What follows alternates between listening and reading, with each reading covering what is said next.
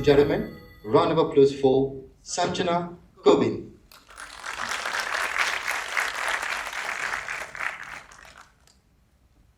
Thank you. Good evening, everyone. So, how are you? I want real answers to that one. How are you tonight? Great, good. Some more at the back, how are you? Tired, okay. Anything else to that question? Do I get more answers to that? How are you? Okay, quick question. When we go to work every morning, you meet your colleagues, and that's a normal thing to say, right? Morning, how are you doing today? Bonjour, ça va? That's a normal thing to say. And might I dare to say, in most cases, we do not wait for the answer. Because that's just a normal thing to say. We ask how you are, and then I'm walking, the lift is closing, and then the person is telling me, oh, I didn't sleep well last night. And I'm like, yeah, okay, good. You know, you need to try this. And I do not really wait for the answer. Because it's normal to just say, I'm fine. Honestly, I've been there where people ask me, how are you? I'm right about to take a sick leave and go home. Yes, I'm like, oh, I'm good. And then I realize, wait, no, that's just a reflex. That's just a default answer that I give to how are you? As a psychologist, I'm quite embarrassed to say that after I gave birth to my child 5.5 years ago, it took me only 3, maybe 3.5 months to go back to work. Not because I really had to, because I felt the pressure of being superwoman. I need to do it all. And at that time, especially, I had this whole thing of I'm saving the world. And I just went back and I functioned for the longest time. I could feel something was off. But then no one really sits you down and asks the right questions. So I kept on functioning for a long time. Till one day I realized, wait, there's a big difference between just functioning and actually being fine. When I asked all of you here how you were, you know, the answer is good, great, fine, tired sometimes, but it doesn't really sit with you for a moment before you actually answer, because that's just normal to say, we're good. And, you know, some of you might say, well, I'm here. I came out, I attended the event, so I should be good. That's not a sign that we're doing well. That's just a sign that we're functioning, because we knew at this time we had to be at this place. So we delivered and we came here. Not the same thing, and important to remember. Now, one more question. Just in your mind, do not share it with me, sit with it till the end, we'll come back to it. Just think about the strongest person around you in your life. The strongest person you know. It could be a parent, it could be your partner, it could be someone at work, anyone really. Just think about that. Keep it with you, but think about the attributes of that super strong person. Is that someone who functions really well, who's very resilient, who always answers the phone, who's always on time, who manages to get everything done, because that's what strong people do, right? Is that really what strong people do? Do you think everyone who's here, by a raise of hands, are you a strong person? Yeah? Who's strong? I think I scared you off with a question, because like a lot of you are, should I not? Because yes, that is the catch. We think we are strong. We think we are pushing through. We think we are very resilient. But then what's interesting is we learn about resilience. Very rarely do we learn about suppression, which is what a lot of us do. We're doing our normal things. Life happens to us. We get a big stress. So what happens? I'll go a bit psychologist here for a minute, but you know, this is the normal level of stress, which we all need to function. It spikes up. What happens? We deal with it in 2 different ways. Either I will actually process everything, let it sit with me, or I'll push it aside, repress it, suppress it, and assume that I'm okay. A lot of strong people will tell you, I do not have time to deal with these emotional things, and I just push it aside. The problem with that is it's literally like a spring. The more you push it down, what's going to happen is it's going to just spring up more. And the worst thing is, that's just how we function, I guess, as people. It's gonna come back at the worst time when you need it the least.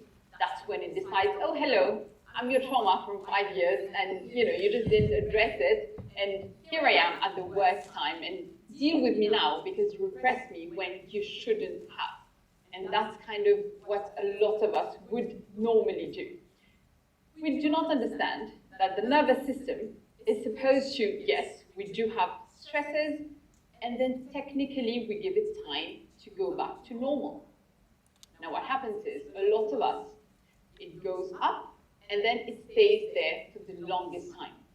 And that becomes our new normal. We assume that this level of stress, this level of not being able to sleep, just, going with motion in a sense, is normal.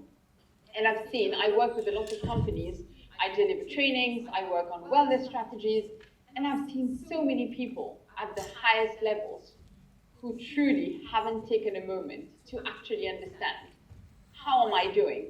And am I really okay, or really I went there and then somehow I just forgot to come back down?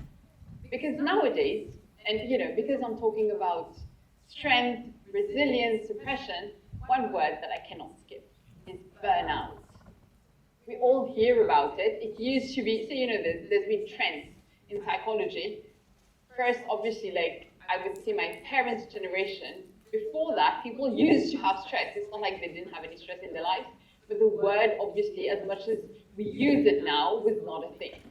Then, a lot of people, I've heard so many people just self-diagnose with, I think I'm a little depressed. I think I'm kind of depressed. I'm going through some kind of depression. And that became the trend. And it kept on changing. Now the current trend is burnout. I'm going through a burnout. And the problem is we have one picture of what burnout is supposed to look like. If I'm going through a burnout, I should see it. Or people around me should see it. I technically wouldn't be able to function. I should feel tired, I should feel demotivated, and that's how I know that I'm going through a burnout. But realistically though, does it really present itself in such an obvious manner, or this burnout thing is a little more cheeky, and it kind of seeps into different ways that we do not even realize? Burnout doesn't need to look like I don't want to go to work. Sometimes burnout looks like I'm still working in the middle of the night, and I'm still working in the morning, and I'm still working while having my coffee. Am I experiencing a burnout while actually functioning to that level? That's an important question that we often forget to ask ourselves. The problem is, in the day and age where we have access to so much information, psychology, and might I dare to say, a lot of pop psychology, you're scrolling on your phone, and you have that one video that comes up. If you're experiencing these 3 things, you're going through a burnout. And we take it very seriously sometimes.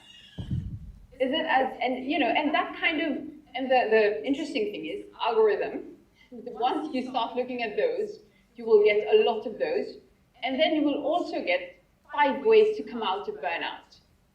And it's the most, I'm sorry to say, but the most basic things that you need to breathe. Wow, really? Do I? And, we get into that trap, and then obviously we start believing, we start diagnosing ourselves, rather than focusing on the real problem. So what is the real problem? Many of us here, we work, we have a hectic life, we do our, things that we're supposed to be doing, delivering as a parent, as an employee, as a boss, as a friend, as a colleague, as a member of the society. We have so many responsibilities that we are constantly fulfilling, right? And that's just normal to us that we're supposed to be doing all of these things. And then, right at the beginning, I've been that person for years, right at the beginning of the year, I ask myself, where am I going this year? When am I planning that big vacation? When am I taking a break? Because I'm so stressed out, I need to take a break and cut off from everything, and then I'll come back all refreshed. Isn't that what we do, most of us? And we look forward to that break. And that's kind of our driving force, because we know if I'm a good girl, I work throughout the year, by November, I can afford that break, go away, come back, and that's how it was. The problem with that is, and sorry for calling most of us here a fish, but that's literally like taking a fish out of a dirty tank. You put the fish in a very clean tank for a month, the fish is really happy, swimming around, and everything is going on really well. And then after a month, you take the fish back out of that super amazing water, you put it right back into the dirty water. What's going to happen? What's going to happen to that poor little fish going back to the dirty water again? So is the problem the fish or is the problem the water? What should we be focusing on? That's one of the biggest problems that we have today. And I work with a lot of companies where, we do things to check boxes.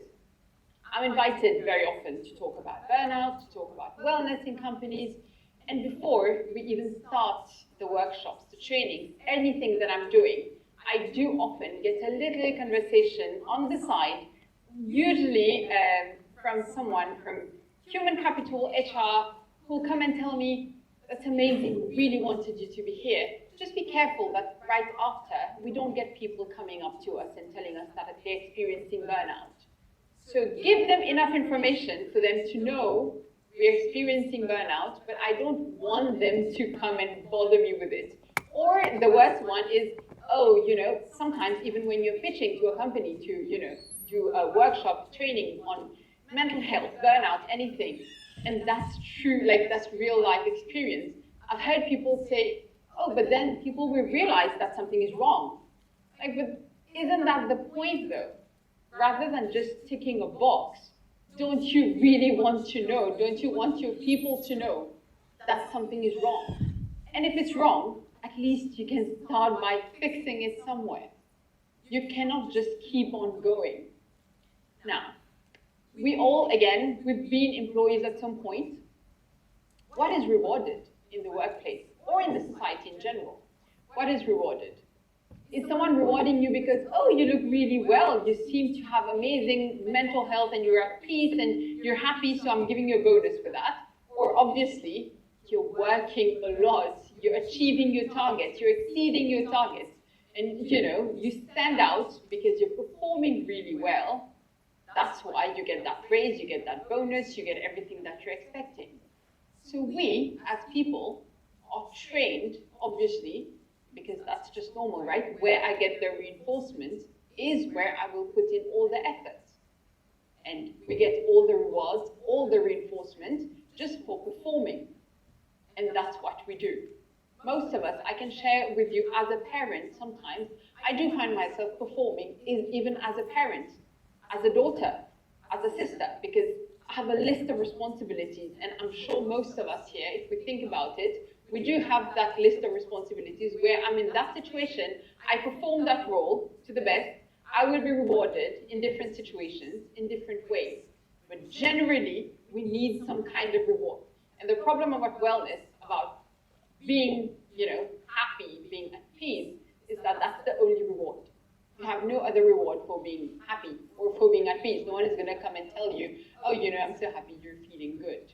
That's just for you, and we're not used to that kind of intrinsic motivation going on. It's always external that we focus on. So sometimes it's important to kind of shift that focus internal rather than leaving it to something that's external. Coming back to your strong person, so who did you think about? Did you think about someone who actually pushes through, even in the worst moments, even when that person had so much going on, they were still there for me, so they are strong. Even when they lost someone who was a loved one, someone close to them, they didn't show it, and they were so strong. That's what strength is to us. Or that person was vulnerable enough to say, you know what, I cannot do this right now, because I need to build, I need to become more resilient, I need to work on myself, and that is what actual strength is, the kind that will take you further, rather than just being strong to, up to the standards. If there was one thing that I could leave you with that it's okay to rest. That sounds very basic. And I, for one, do not know how to rest. How many of us have taken vacations and on the first day, we fiddle with our phones?